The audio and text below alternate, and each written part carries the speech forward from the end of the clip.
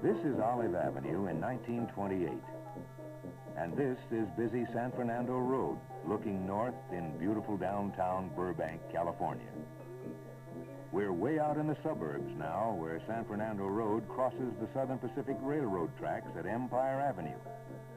This industrial center was dominated by the Empire China Company. Alan and Malcolm Lockheed leased 20,000 square feet of working space from the China factory and moved to Burbank from their Hollywood quarters in March of 1928. This is where Burbank hoped the University of California would move its campus from Vermont Avenue in Los Angeles. Westwood got the university, but Lockheed came to Burbank. The first Lockheed airplane built in Burbank was the Vega, named for the star. It was a single-engine aircraft made of molded plywood. Carpenters were the largest group in the original 50-man workforce, and glue was one of the most important materials. Shortly after moving to Burbank, Lockheed received an order for 20 Vegas. This was big business for the young company, worth more than $250,000. By 1929, the workforce had grown to almost 200. Lockheed's wooden airplanes helped make aviation history. Captain Frank Hawks set transcontinental records in his Air Express. So did Colonel Art Goebel in the Vega Yankee Doodle. The Lindbergh set a west-east transcontinental record in their Cirrus. The Vega Winnie Mae was made famous by her pilot Wiley Post.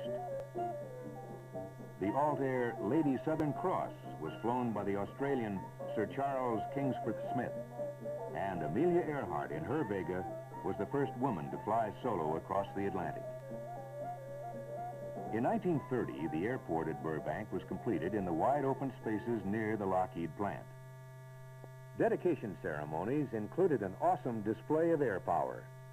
Formations of twin-engine Keystone bombers flew overhead with their fighter escorts to salute the city's new million-dollar airport. In 1932, the company was bought by the founders of the present Lockheed Aircraft Corporation for $40,000. The new management developed a new airplane, the all-metal twin-engine Electra, which went into airline service in the United States and abroad. The Electra was followed by the Super Electra, a larger model for corporate as well as airline use. A Super Electra set a new speed record in 1939, around the world in 3 days, 17 hours and 14 minutes. The pilot was Howard Hughes. By 1938, Lockheed had 250,000 square feet of floor space and 2,000 employees. Then, the big turning point. Lockheed was asked to convert the Super Electra into a bomber. The British government ordered 200 Hudsons in June of 1938 and agreed to buy 50 more if Lockheed could deliver all of the airplanes by December of 1939. World War II began while Lockheed was building the Hudsons.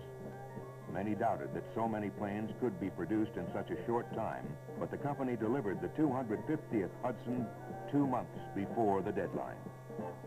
The British placed new orders, and production eventually totaled nearly 3,000 by war's end. Lockheed built a new plant for its subsidiary Vega Airplane Company, and in 1940 bought the adjacent airport. In the war emergency, the Army Corps of Engineers helped expand facilities to near their present size. This airport complex still is the site for Lockheed corporate headquarters and a major division, the Lockheed California Company. Then, Lockheed went to war. Factory buildings and the airport were soon under camouflage. All windows were painted or covered for blackouts. These are dummy houses and artificial shrubbery on the factory rooftops. few months after Pearl Harbor, Lockheed rolled out its first B-17. The U.S. Army Air Corps in the summer of 1941 had asked the company to join Boeing and Douglas in building the Boeing-designed bomber. Lockheed's first flying Fortress was in the air 9 months later, 1 month ahead of the tight schedule. Lockheed started the year 1942 with the largest workforce in the American aircraft industry, 54,000 employees. Less than 14 years earlier, the new plant in Burbank had employed only 50 persons. But employment was to rise to more than 94,000 by 1943. During the war years, nearly 24,000 employees left to serve in the armed forces. To keep production lines moving, thousands of patriotic women went to work. They made up nearly 40% of Lockheed's workforce at its peak, some 35,000 women. Entertainers like Francis Langford, Frank Sinatra, and Dinah Shore participated in morale-building programs at aircraft plants during the war.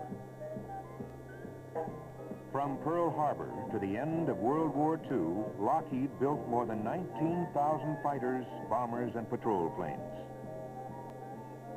Nearly 1/4 of the total number of B-17s produced during World War II were built at Lockheed, 2,750 of them. During the 44 months that the United States was at war, the Burbank factories also turned out 5,600 faster and more heavily armed patrol airplanes, the Hudson and Ventura. But probably the most famous Lockheed warplane was the P-38. Construction of the prototype began in July 1938, and the first P-38 was delivered to the Air Corps less than 6 months later. It was the fastest fighter in the skies. No one at Lockheed expected the government to order more than 50 of the twin-boom fighter, but production in 18 different versions reached a total of 10,000. Although it never saw combat in World War II, Lockheed's first jet airplane, the F-80 Shooting Star, was first flown in January 1944.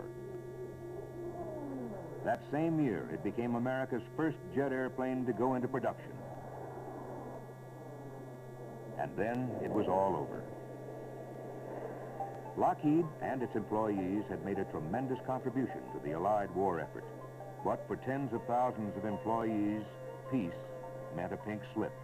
Employment had been steadily decreasing from the 1943 peak, and by 1945, it already was down to 60,000. The war ended in August, and in September, employment dropped to 35,000. But Lockheed had prepared for peace. The company was ahead of the other aircraft manufacturers with a new commercial airliner to offer. The Constellation first flew in 1943. The first 15 of these triple-tailed transports were delivered to the Air Corps. Within a few days after the war's end, 8 airlines had ordered more than 100 Connies. And the first was delivered to TWA just 3 months later. The Constellation introduced a new age of air travel. More comfort for the passenger. Greater speed. Longer range. Lockheed also continued to build military aircraft after the war. The Neptune was a new Navy patrol plane designed for long-range cruise. In 1946, the truculent Turtle set a long-distance record, Australia to Ohio, non-stop, more than 11,000 miles. Production of the F-80 jet fighter continued, and 5,000 of a two-place trainer version also were turned out. In the late 1950s, Lockheed went into production on the prop jet Electra, named after the company's first all-metal airplane of the early 30s. The new Electra was fast and economic, and it served airlines around the world. But turbojet transports were entering the market, and orders dwindled for the propeller-driven Electra. Even so, 170 of them were sold. Hailed as the missile with the man in it, the F-104 Starfighter was developed in the 1950s for the U.S. Air Force. and went on from there in 8 different models to become the most widely used fighter ever assembled. Over the next 2 decades, more than 2,500 of the supersonic aircraft were produced in the United States and 6 foreign countries. Long held in the public mind as a spy plane is the U-2. The sleek, long-winged reconnaissance craft has served in the forefront of our nation's defenses for over 20 years and remains today unmatched for its purpose and design. A new version, now in production, is designated TR-1. While the U-2's military contributions have been considerable, it also serves the nation as a tool of science. Flying in the colors of the National Aeronautics and Space Administration, U-2s sweep the Earth like giant condors, recording weather, mapping, and gathering astronomical and other scientific data to help us better manage the Earth's natural resources. The U-2 was the predecessor of what many believe to be the finest reconnaissance aircraft ever built, the SR-71 Blackbird. Literally faster than a speeding bullet. Its twin engines more powerful than the Queen Mary. The ability to cruise at altitudes of more than 15 miles. And sensors which allow it to peer hundreds of miles in any direction have put the SR-71 in a class by itself. Designed by Lockheed engineering genius Clarence L. Kelly Johnson, the Blackbirds hold 7 world speed and altitude records. Traveling at speeds in excess of 2,000 miles per hour, or 3 times the speed of sound, SRs have coursed across states the size of Montana in under 14 minutes. Flown coast to coast in a little over an hour, and crossed the Atlantic in less than 2. Perhaps even more remarkable, though, is the fact that today, after almost 2 decades of reconnaissance service with the United States Air Force, there still isn't another airplane that can touch it, top it, or come even close. As evidenced by the SR-71, part of Lockheed's tradition of excellence has always been to combine superior technology with durability. Probably nowhere are these qualities better exemplified than in the venerable and versatile P-3 Orion. Designed and built to accept constant changes and modifications, today's Orions contain the latest avionics, data processing equipment, and weapon systems to give them unmatched performance and capability. P-3s have been the U.S. Navy's principal land-based anti-submarine warfare aircraft since their fleet introduction in 1962.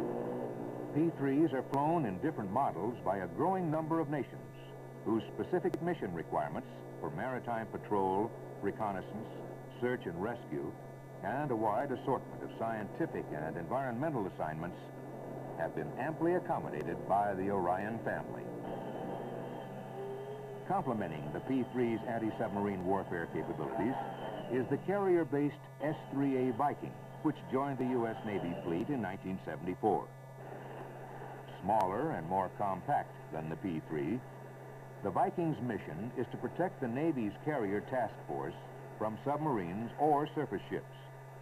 The Viking has speed and endurance and is capable of in-flight refueling for increased range and effectiveness. Like the P-3, the Viking was built with versatility in mind, its basic design suggesting a family of derivatives, such as a cargo passenger transport and an aerial tanker, among others. In one of the boldest steps ever taken by Lockheed, the California company returned to the commercial transport market in the 1970s with a new generation of wide-bodied jetliners, the L-1011 TriStar. From the beginning, the TriStar was designed to be the most sophisticated and technically advanced passenger transport ever built, one that would never be merely on par with the competition, but always ahead of it.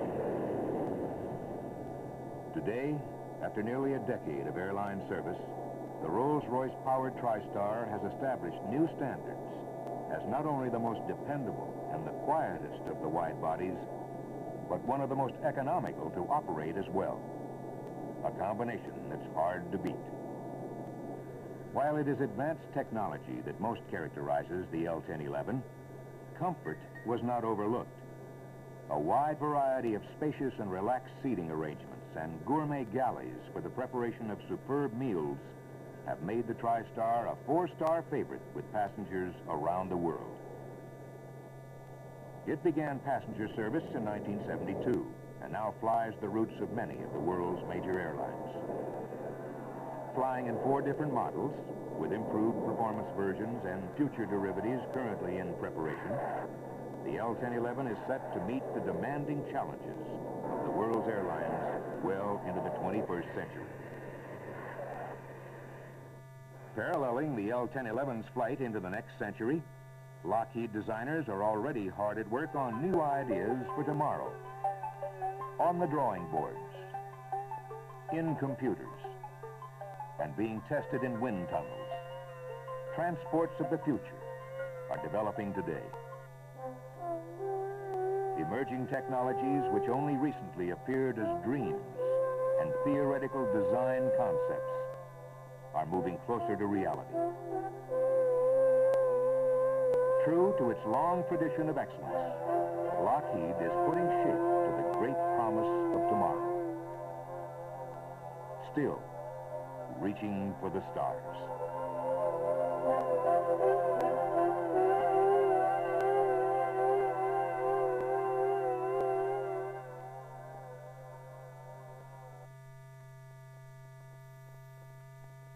Aircraft made of molded plywood. Carpenters were the largest group in the original 50-man workforce, and glue was one of the most important materials. Shortly after moving to Burbank, Lockheed received an order for 20 Vegas. This was big business for the young company, worth more than $250,000. By 1929, the workforce had grown to almost 200. Lockheed's wooden airplanes helped make aviation history. Captain Frank Hawks set transcontinental records in his Air Express. So did Colonel Road crosses the Southern Pacific Railroad tracks at Empire Avenue. This industrial center was dominated by the Empire China Company. Allen and Malcolm Lockheed leased 20,000 square feet of working space from the China factory and moved to Burbank from their Hollywood quarters in March of 1928. This is where Burbank hoped the University of California would move its campus from Vermont Avenue in Los Angeles. Westwood got the university, but Lockheed came to Burbank. The first Lockheed airplane built in Burbank was the Vega, named for the star. It was a single-engine airplane.